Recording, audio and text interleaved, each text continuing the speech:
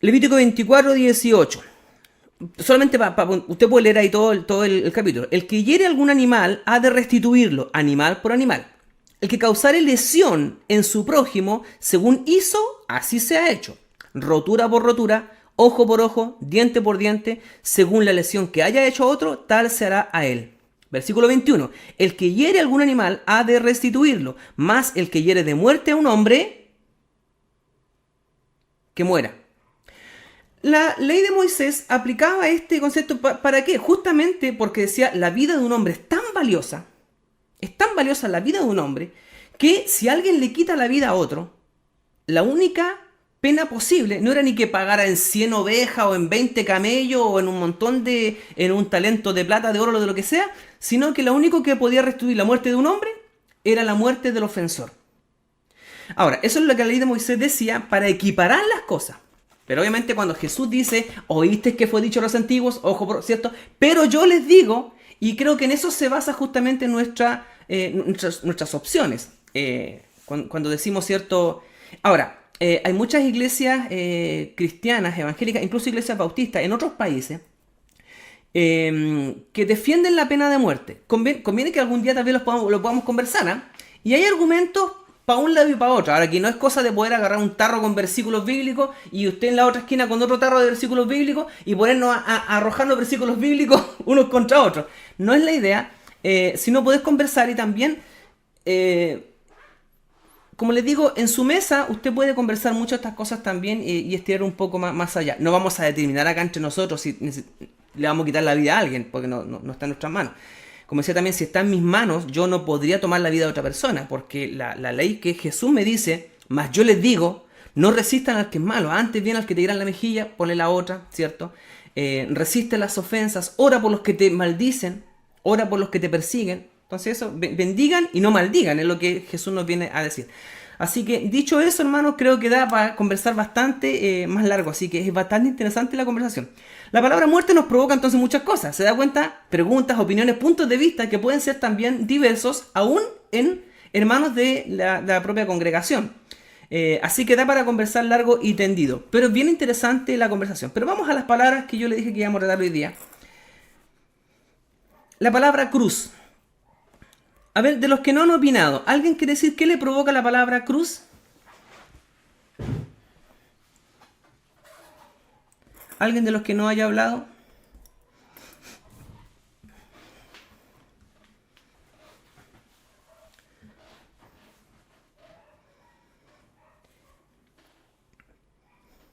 ¿Alguien de ustedes, y en esto hermano porque algunos dicen, no hay que usar una cruz de gargantilla porque es un método de tortura en el cual murió Jesús, así que yo no uso ninguna cruz. Y otros dicen, no, yo uso una cruz porque me recuerda que Cristo murió por mí. Bueno, si va a usar una cruz, úsela sin el Jesús crucificado, porque Jesús ya no está en la cruz, sino que está... Así que si va a usar una cruz, por lo menos que sea sin Jesús. Recuerdo cuando yo era chico, se daban esas discusiones en la iglesia, y algunos decidieron no usar cruces, otros decidieron sí usar una cruz, y otros decidieron usar una cruz sin un Cristo y una cruz con un Cristo.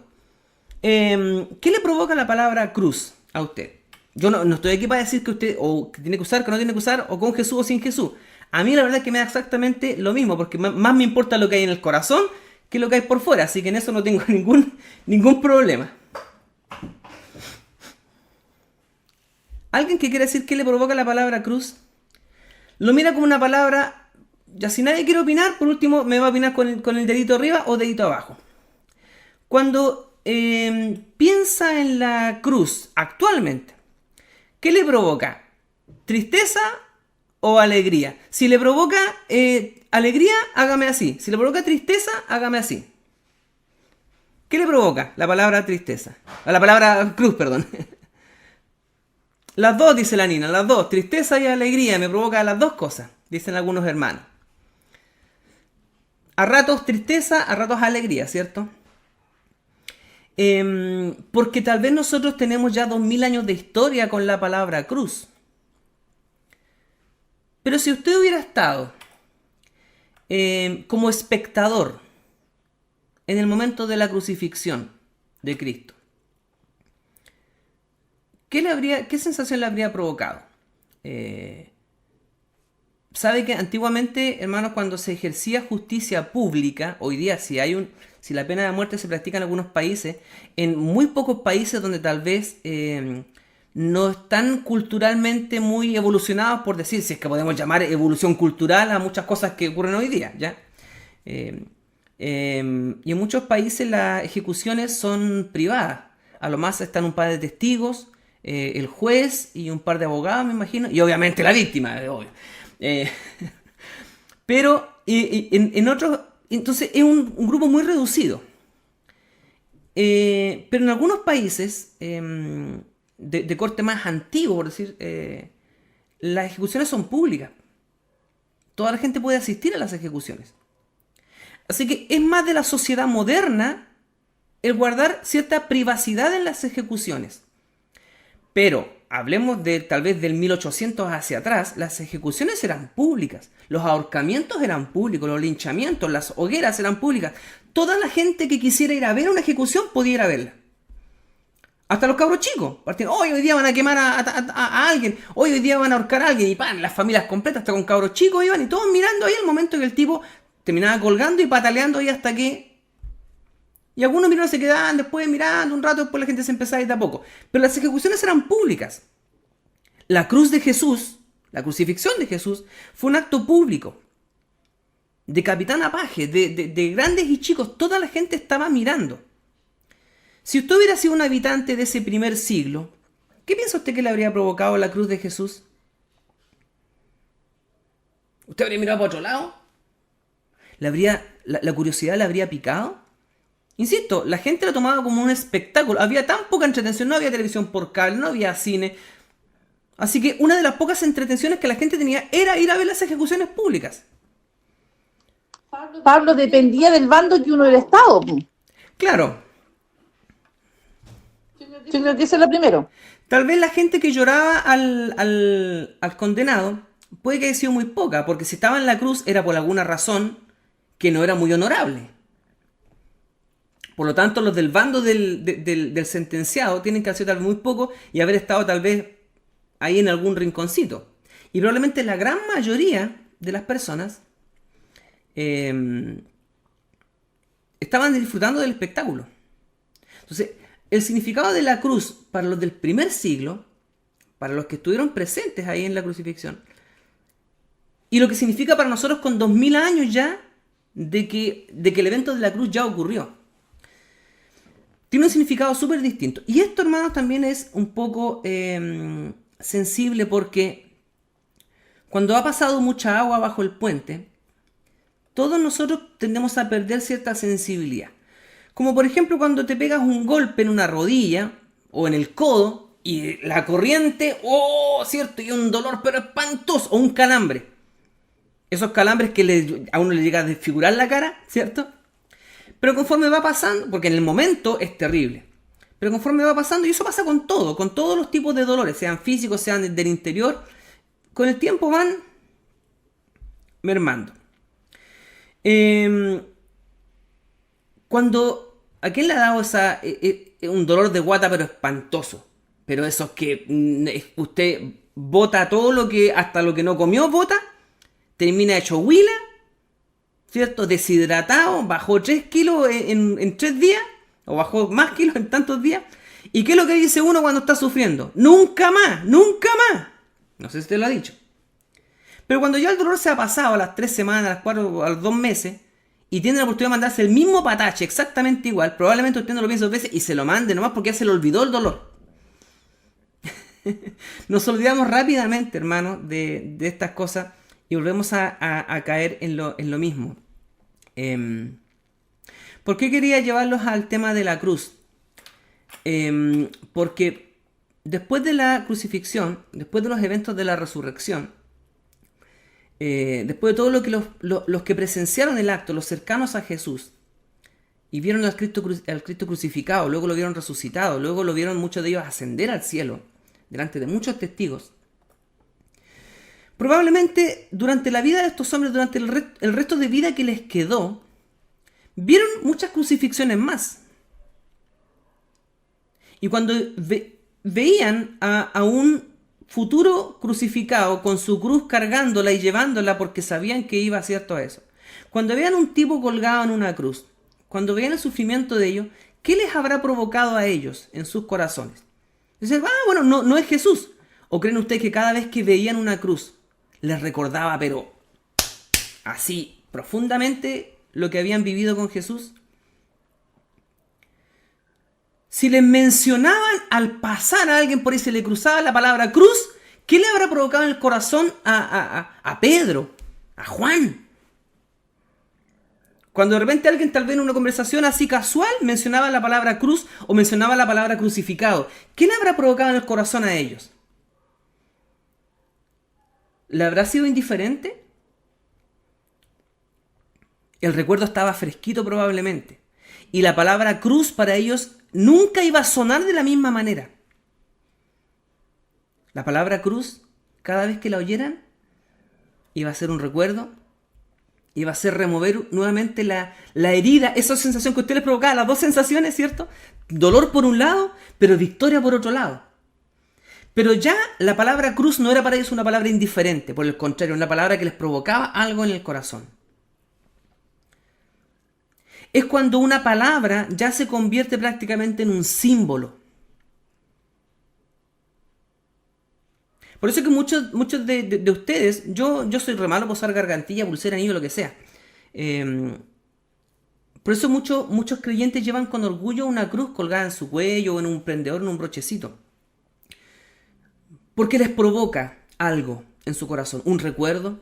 Y tal vez le provoca un recuerdo mucho más fuerte, mucho más espiritual, mucho más profundo, tener un Cristo crucificado colgando en su cuello para recordar siempre que fue crucificado por mí. Puede ser. Y otro probablemente dirá, yo no quiero saber nada con la cruz porque es un instrumento de tortura y mi Señor Jesús murió ahí, pero yo... Y tal vez si le provoca eso, perfecto, no la use, o sí la use, ¿me entiende? Pero nos provoca algo. No somos indiferentes ante la cruz. Ante la mención de la cruz no somos indiferentes y no podemos ser indiferentes. Cuando como creyentes perdemos la sensibilidad frente a estas palabras, frente a estos símbolos, es preocupante. Cuando la palabra muerte, cuando la palabra cruz, cuando la palabra resurrección y otras palabras que puse ahí también, eternidad, cielo, ya no nos provocan nada, es preocupante. Para los creyentes los símbolos son súper importantes. No símbolos en el sentido de una imagen, qué sé yo, o que cuando veamos una cruz, nos arrodillemos. No en ese sentido. Pero los creyentes sí nos valemos mucho de símbolos que nos recuerdan, que mantienen vivo en nosotros, en nuestros corazones, mantienen vivo la llama, el recuerdo, la reacción. Sin ir más lejos, hermanos, un himno, una alabanza que a usted le toca el corazón, ¿sí o no? Usted tiene una alabanza por ahí que cada vez que la canta, que cada vez que recuerda o lee el himno o pasa por ese versículo, algo le provoca en el corazón. Hay un simbolismo, hay una verdad detrás que le provoca algo en su corazón. Y creo, hermanos, que como creyentes, para mucha gente la cruz es un símbolo de los cristianos, ¿ya? O sea, una cruz probablemente es un cristiano. En los tiempos de Jesús probablemente nadie andaba con una crucecita colgada en el cuello, ¿cierto? No creo, porque era un instrumento de tortura. El simple hecho de que alguien probablemente llevara una cruz en el cuello en los tiempos de Jesús, alguno podría decir, este está loco, ¿cómo se le ocurre llevar colgando en el cuello una cruz, un instrumento de tortura? Insisto, pero para nosotros tiene un significado especial e importante. Por eso, hermanos, cada vez que mencionemos la cruz, cada vez que usted tal vez vea una cruz, es un elemento importante para recordar todo lo que ella involucra. Sufrimiento, muerte, tortura, resurrección, victoria, salvación, restitución, pagó el precio y un montón de otras cosas. Tal vez podríamos hacer ejercicios de poner la palabra cruz en un lado y a la derecha poner todas las palabras que nos evoca la palabra cruz. Es un ejercicio interesante. ¿Por qué, hermano, quiero llevarlo al tema del símbolo? Con esto quiero terminar. Porque si el Señor nos permite el día domingo, justamente vamos a hacer una actividad que involucra símbolos cristianos. La copa, el vino, el pan, el partimiento. ¿Recuerdan? Me acuerdo que una vez en un estudio bíblico también les comentaba acerca de lo mismo. Nosotros, insisto, ya han pasado 2000 años de historia. No estuvimos en la crucifixión de Jesús, no estuvimos en la última cena con Él. Probablemente los sentimientos que a nosotros nos provoca el pan y el vino, la ceremonia de la Santa Cena que nosotros hacemos en nuestras iglesias, nos provoca ciertos sentimientos. Pero ¿cuánto más debe haber sido para los que estuvieron con Jesús en la mesa? Cuando Jesús les dice, cada vez que beban la copa y coman del pan, les va a provocar en sus corazones algo. Recuérdenlo.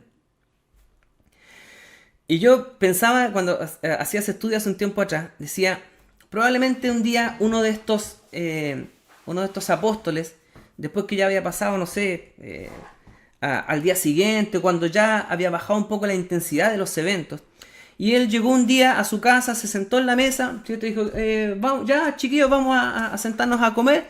Se sentó en la mesa y de repente estaba la panera con pan, ¿cierto? Y en un acto natural que todos lo hacemos, ¿cierto? Alargamos la mano, la metemos en la panera, sacamos el pan y empezamos a mordisquear.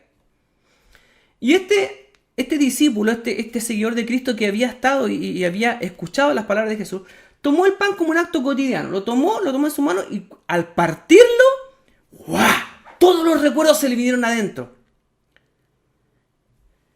Entonces esos pobres pericos nunca más pudieron partir un pan en paz. Esos hombres nunca más pudieron servirse una copa de vino en paz. Me refiero a no en paz, que va a estar alterado. Me refiero a que nunca más iba a ser un acto cotidiano para ellos. Un acto tan cotidiano como partir el pan, como tomarse una copa de vino. Para ellos nunca más iba a ser un acto común y corriente. Sino que iba a despertar en ellos emociones, sentimientos, recuerdos, pasiones.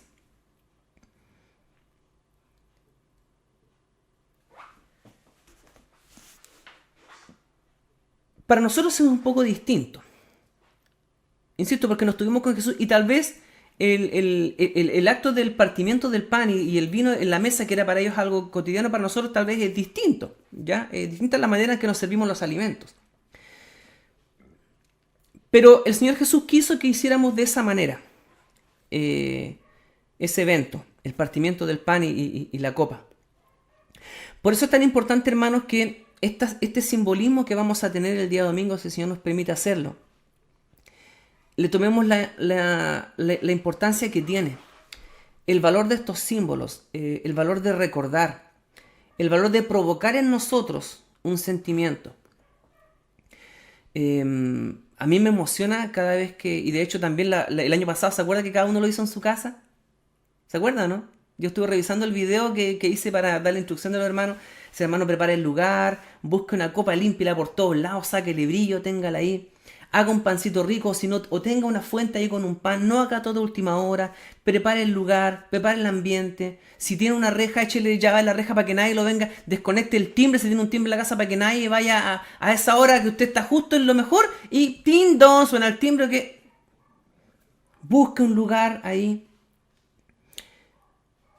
Porque es necesario que recordemos. Es necesario que valoremos. Es necesario que nos unamos a estos símbolos,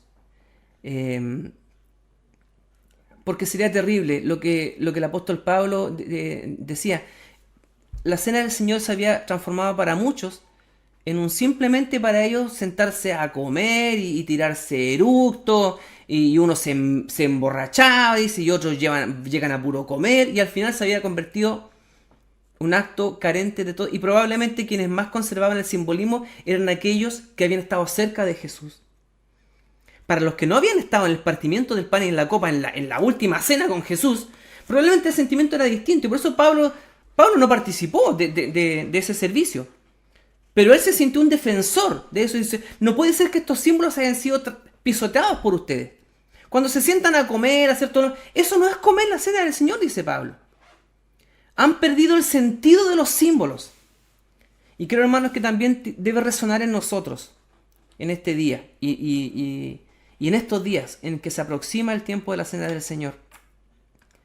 No perder el sentido de los símbolos, de estas palabras, la copa, el pan, la sangre, el cuerpo. Por eso es importante, fue importante para Jesús y Jesús quiere que sea importante para nosotros. ¿Qué le provoca la palabra Santa Cena? ¿Qué le provoca la palabra mi sangre? ¿Qué le provoca la palabra esto es mi cuerpo? Muchos lloramos para la cena del Señor, ¿ya? Yo creo que de que me acuerdo, nos emocionamos cuando hacemos la cena del Señor y después que terminamos nos abrazamos con el pastor, con los hermanos y lloramos los unos con los otros y es un tiempo tremendo, tremendo, tremendo. Así que, hermano, si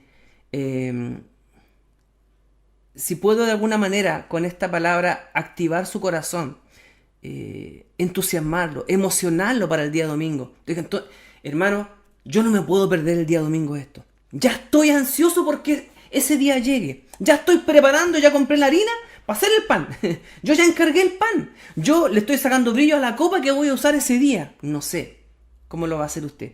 Pero entusiasmese, hermano. No perdamos el sentido de estos símbolos que son tan importantes para nosotros.